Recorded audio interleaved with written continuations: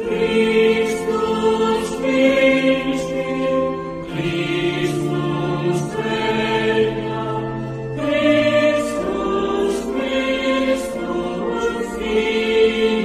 impera.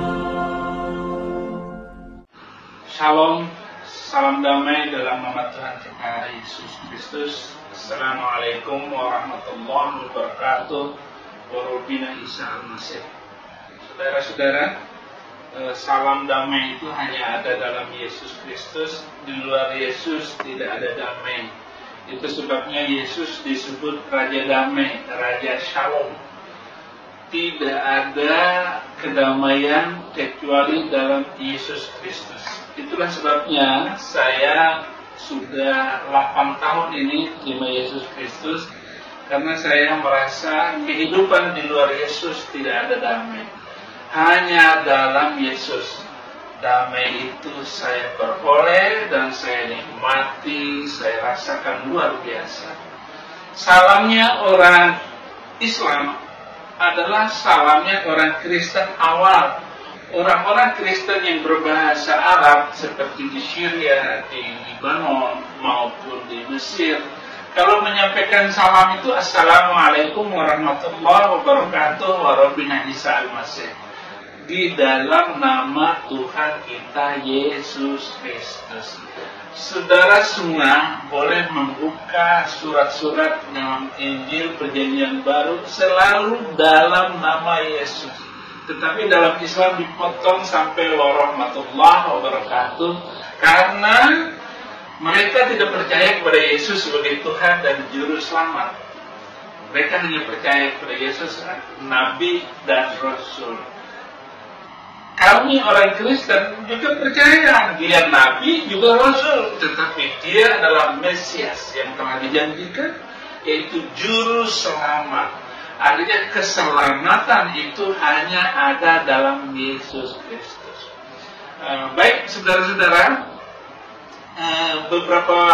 ada 2 buku saya sudah beredar di tangan orang-orang percaya. Bahkan banyak orang-orang yang beragama lain akhirnya memutuskan terima Yesus setelah membaca buku-buku yang saya tulis ataupun mendengarkan, nonton debat saya dengan kiai-kiai yang ada di internet. Saya sudah bertemu dengan 3 kali dengan Pak Ustadz Insan Mupukinta dengan teman-temannya. Mereka berdebat dengan saya, walaupun sebelumnya saya sudah menyadari bahwa saya tidak mau berdebat. Tetapi sebelum debat saya sudah minta kepada Tuhan, saya puasa 3 hari 3 malam di puncak supaya Tuhan menguatkan saya. Saya berdoa, Tuhan, hambamu gak pandai ngomong, hambamu gak pandai berbicara. Debat besok engkau yang berbicara, hambamu diam saja. Akhirnya saya berdebat dengan Insan Mupukinta, dan saya katakan kepada beliau, Bapak boleh debat dengan siapa saja, dengan pendeta mana saja, tetapi jangan berdebat dengan saya. Kalau Bapak berdebat dengan saya, Bapak akan ketemu batunya. Bapak berdebat dengan orang yang tidak mengenal Al-Quran. Bapak berdebat dengan pendeta-pendeta yang tidak memahami ajaran Islam. Tetapi setelah saya pindah menjadi orang Kristen, pindah dari Islam kepada Kristen, baru saya mengerti bahwa ternyata apa yang didengung-dengungkan oleh Islam, bahwa Muhammad adalah utusan Allah, Muhammad adalah Nabi Allah seperti nabi-nabi terdahulu, nabi-nabi sebelum Muhammad, yaitu nabi-nabi Bani Israel. Ternyata tidak saya temukan ayat-ayat yang merujuk kepada bahwa Muhammad adalah utusan Allah seperti nabi-nabi Bani Israel.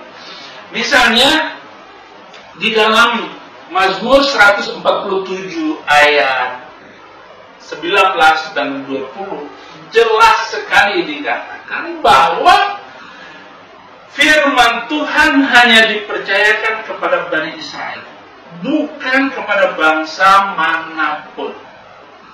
Begitu saya menemukan ayat ini, oh ternyata tidak ada nabi selain Bani Israel, dan firman Tuhan hanya Alkitab. Lalu saya bertanya, kenapa di dalam Al-Quran Muhammad menyatakan, surat Yunus ayat 94, di sana dikatakan, wa in kunta fi syakkim mimma anzalna ilaika, wa in kunta fi syakkim mimma anzalna ilaika fas'alil ladzina yaqra'una al-kitaba min qablik. Hei Muhammad, jika kamu ragu tentang apa yang kuturunkan kepadamu, yang kami turunkan kepada kamu, maka tanyakanlah kepada Bani Israel, kepada orang-orang yang telah diberi Alkitab.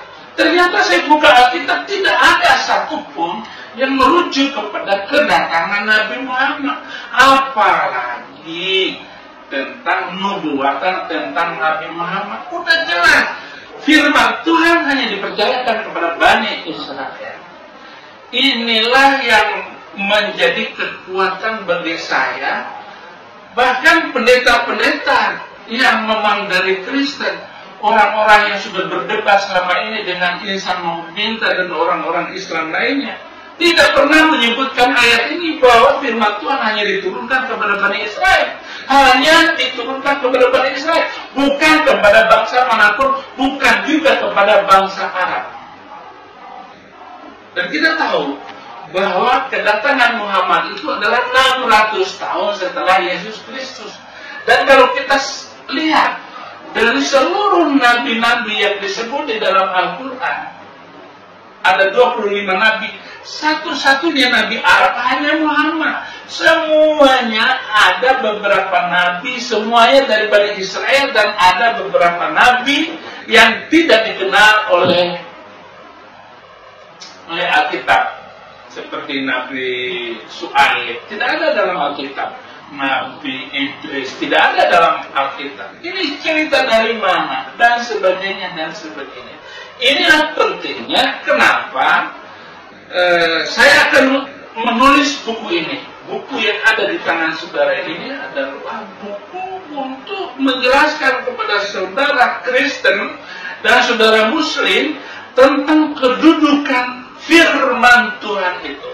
Apalagi kalau kita buka Roma 3 ayat 1 dan 2, apakah kelebihan Yahudi dan apa gunanya sunat? Banyak. Pertama-tama, firman Tuhan itu hanya dipercayakan kepada Bani Israel, kepada Yahudi, bukan kepada bangsa manapun. Dan saudara tahu sejarah Islam, itu Muhammad datang dalam zaman jahiliyah, zaman kebodohan Arab dalam hukum rimba, hukum padang pasir, hukum yang tidak dikenal dalam Alkitab, termasuk Mesir. Itu adalah hukum kegelapan, pindah dari kegelapan. Maka saya adalah pindah dari jahiliyah kepada kehidupan yang benar menurut Alkitab. Jadi sebenarnya Al-Quran itu tidak diperlukan lagi, karena cukup dengan firman Tuhan yang datang dari Bani Israel. Karena keselamatan itu datang dari Yahudi, bukan dari bangsa manapun. Gak usah ngomong Indonesia. Indonesia lebih gelap lagi, lebih jahiliyah lagi. Karena sudah ribuan tahun dengan zaman ini, dengan zaman ketika Muhammad datang sekalipun. Tetapi itulah sebabnya saudara-saudara, pentingnya,